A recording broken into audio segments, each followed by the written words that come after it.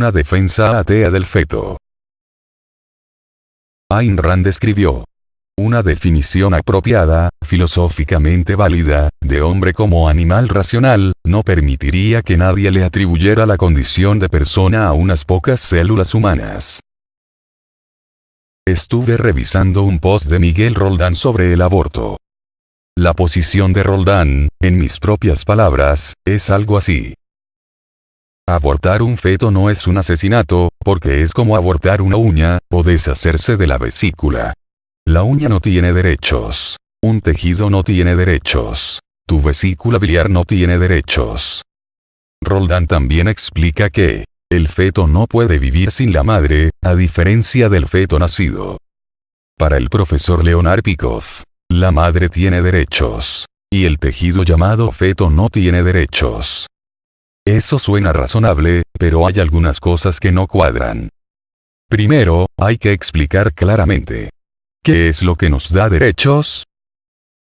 Y falta aclarar: ¿cuál es exactamente la diferencia entre feto y bebé nacido? ¿Será que la condición de estar fuera de la madre, y respirar por sí mismo, es condición necesaria y suficiente para tener derechos? Todo este asunto depende obviamente de lo que uno crea que nos da derechos. Voy a explicar la posición de Hoppe sobre el asunto de los derechos. La capacidad de argumentar es lo que nos da derechos. Como Hoppe explica, uno no discute con gorilas, porque el gorila no entiende razones. El gorila es una cosa, es como una piedra, y no tiene derechos. Esto se puede extender a la Nozick, para el caso de interespecies. Si los extraterrestres pudieran argumentar, entonces tendrían derechos. O si el lobo y las gallinas, que son enemigos naturales, como explicó Rothbard, pudiesen argumentar, entonces tendrían derechos. Siempre y cuando usen su capacidad de argumentar. Si uno trata de argumentar algo, automáticamente acepta las reglas de argumentación, de permitir que los otros argumenten, que son las reglas de la propiedad privada. Y nadie puede negar esto, bajo pena de entrar en autocontradicción. Frank Van Doon ha extendido la teoría de Hoppe, y explica que, cualquiera que se niega a dar razones, abandona su capacidad de tener derechos. Así, un delincuente que se niega a dar razones, se convierte legalmente en un gorila, y hay que meterlo preso como el gorila. El delincuente simplemente abandona la ley de la razón. Pero eso no acaba allí. Un ser racional tiene que esperar razonablemente una argumentación de la otra parte antes de hacer justicia. Hay cientos de ejemplos que pueden demostrar esto. Así, uno no puede ser declarado delincuente sin un juicio justo. Si es cierto que la capacidad de argumentar nos da derechos, entonces los seres humanos con fuerte retraso mental son como los gorilas, y no tienen derechos. Viven de la caridad y protección de otras personas. Las personas con muerte cerebral están en la misma situación. Como ha explicado el profesor Walter Block, los padres y los familiares pueden abandonar el derecho a cuidar a ese ser supuestamente sin derechos, y dar el derecho a otros. Hasta aquí la opinión de Hoppe. Ahora, dado que los bebés tampoco pueden argumentar, nos preguntamos: ¿significa eso que no tienen derechos? ¿Cuál es la diferencia entre un retrasado mental y un bebé normal? Si bien ambos están fuera del cuerpo de la madre, y pueden respirar solos, ninguno puede argumentar. Pero todos saben que el bebé normal en un tiempo dado podrá argumentar. Si simplemente dijéramos que el bebé no puede argumentar, y por tanto no tiene derechos, entonces cualquiera podría matar un bebé de 5 meses, y argumentar que dado que el bebé no tenía capacidad de argumentar, simplemente mató un gorila. Aquí alguien podría decir, que lo que se violó realmente fue el derecho de los padres a cuidar algo así como su mascota. De esa argumentación se desprendería que el bebé simplemente no tenía derechos. Porque uno estaría defendiendo el derecho de los padres, y no del bebé. Elijan su respuesta. Defienden los derechos de los padres. Y automáticamente el bebé no tiene derechos. O defienden los derechos del bebé. Y entonces, aunque el bebé no pueda argumentar en ese momento, tendrá derechos en el futuro y por eso tiene derechos hoy. En estas dos situaciones, la posición de Miguel Roldán queda en el aire. En el primer caso, si el bebé no tiene derechos, entonces no importa que esté fuera de la madre, y que pueda supuestamente vivir por él mismo. Que el bebé esté fuera de la madre no determinaría los derechos del feto nacido, porque el retrasado mental no tiene derechos. En el segundo caso, si el bebé tiene derechos él mismo, entonces tiene derechos por su futura capacidad de razonar. Si no se toma en cuenta la potencialidad del bebé, de poder argumentar en el futuro, entonces hasta que llegue ese momento, el bebé simplemente tiene estatus de mascota. Como ya mencioné, sobre el tema, la posición del profesor Peikoff es: la madre es un ser humano, y el feto no es un ser humano. Y Rand dijo que la definición filosóficamente correcta de ser humano es, animal racional. Enfatizo la parte racional. Y una vez más nos preguntamos, ¿el retrasado mental, es o no es un ser humano con derechos, si no puede, y nunca podrá razonar? La noción del profesor Peikoff sobre la naturaleza del ser humano es de cierta forma vaga, la de Hoppe es específica. Si no queremos aceptar que el bebé es simplemente una mascota, que en un momento dado adquiere derechos, y que hasta ese punto, uno está permitido de hacerle todo lo que le venga en gana, entonces tal vez podemos argumentar, que lo que diferencia al niño normal del retrasado mental, no es precisamente su capacidad presente de razonar, sino su capacidad futura de razonar, su potencialidad futura de llegar a razonar. Así que aquí el asunto es el tiempo y la potencialidad.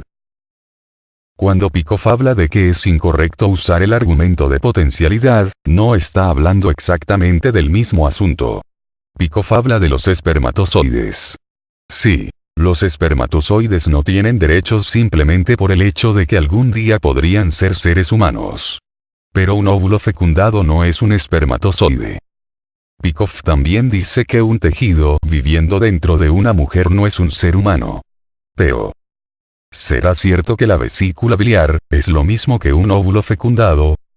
Repito la pregunta. ¿Será cierto que la vesícula biliar es lo mismo que un óvulo fecundado? Si alguien cree en ley natural atea, sabe que, por naturaleza, el óvulo fecundado se convertirá en algo, no así la vesícula biliar. Los objetivistas creen en potencialidad aristotélica, pero no en este tipo de potencialidad. Peikoff explica que una bellota es en potencia un roble, pero aún no lo es. Y que un ser humano es en potencia un cadáver, pero eso no nos da derecho a matarlo para usarlo como conejillo de indias para los estudiantes de medicina. Pero no es el mismo asunto. Y suena non sequitur. Por un lado, matar a un hombre, dado que en el futuro será un cadáver, es violación de derechos. Y por el otro lado, lo que estamos tratando de determinar es qué es lo que nos da esos derechos en primer lugar. En último caso tenemos que determinar si lo que da el derecho al bebé es estar fuera de la madre, o la capacidad futura de razonar del bebé normal. Una de las dos tiene necesariamente que ser la condición suficiente. ¿Qué pasa si el feto tiene derechos? Si asumiéramos que el feto tiene derechos porque en potencia en 15 años podrá argumentar. Entonces, ¿cómo juzgarlo? Como un violador de derechos. Sí. Como un invitado no deseado en el avión de uno. El ejemplo clásico es: alguien se mete sin invitación a tu avión, o peor, tú lo invitas pero luego ya no lo quieres. ¿Tienes derecho a arrojarlo fuera del avión sin paracaídas? No exactamente. Supuestamente, todo castigo debe ser proporcional a la falta. Por robar una manzana no te pueden cortar los dos brazos y las dos piernas. Si comes la manzana de alguien por casualidad, esa otra persona no te puede obligar a darle tu casa a cambio, porque simplemente se convertiría en un ladrón, en un delincuente. Frente a esto alguien me comentó anteriormente: entonces tú estás defendiendo al ladrón de manzanas, apoyando la violación del derecho de propiedad de la víctima. No, aquí lo que se está haciendo es que la víctima no se convierta en ladrona, al excederse en lo que pide por la propiedad que perdió. En este caso, lo que tiene que determinarse es: ¿será cierto que la pena debe ser proporcional a la falta? ¿Cuál es la pena correcta por robar una manzana? ¿Merece el supuesto ladrón un juicio justo? Ahora, Al feto se le presume mayor inocencia. Imaginemos que un chiquillo completamente borracho sale de la fiesta en pleno invierno. La temperatura afuera en la calle es de -5 grados. Y en ese estado inconsciente, se activan sus instintos de supervivencia, y se mete a tu sala para buscar resguardo, y se queda dormido. Aquí preguntamos. ¿Tienes derecho a sacarlo a la calle dormido y dejar que muera? El chiquillo ha violado tu propiedad, sí. Pero una vez más aquí entra el principio de proporcionalidad del castigo. No lo puedes matar. Y aquí alguien podría decir que encima de eso te está obligando a darle calor. Ahora nos preguntamos. Habrá que dar tiempo al chiquillo para que despierte y argumente su defensa, y pueda comprometerse a pagar los daños, o de frente hay que matarlo. ¿Y cuál es la diferencia entre el chiquillo y el feto? El chiquillo se metió, él mismo en tu casa. Pero el feto no se metió, él mismo, en tu casa. En este sentido, el feto es más inocente que el chiquillo borracho que se metió en tu casa. Así pues, mientras el feto no ponga en riesgo la vida de la madre, no hay razón que justifique la pena de muerte para el feto. Resumiendo, esta explicación toma como punto de partida que la capacidad de argumentar es lo que nos da derechos. Que los retrasados mentales no tienen derechos. Que las personas con muerte cerebral no tienen ni tendrán derechos. Que los bebés no tienen derechos porque no los pueden argumentar, pero que naturalmente llegarán a tener la capacidad de argumentar. Y que esa es una buena razón para cuidarlos, porque si tuviésemos que esperar a que llegaran a tener capacidad de argumentar, entonces simplemente tendrían un estatus de mascotas hasta que llegara ese momento. Potencialidad o no potencialidad. Ese es el asunto.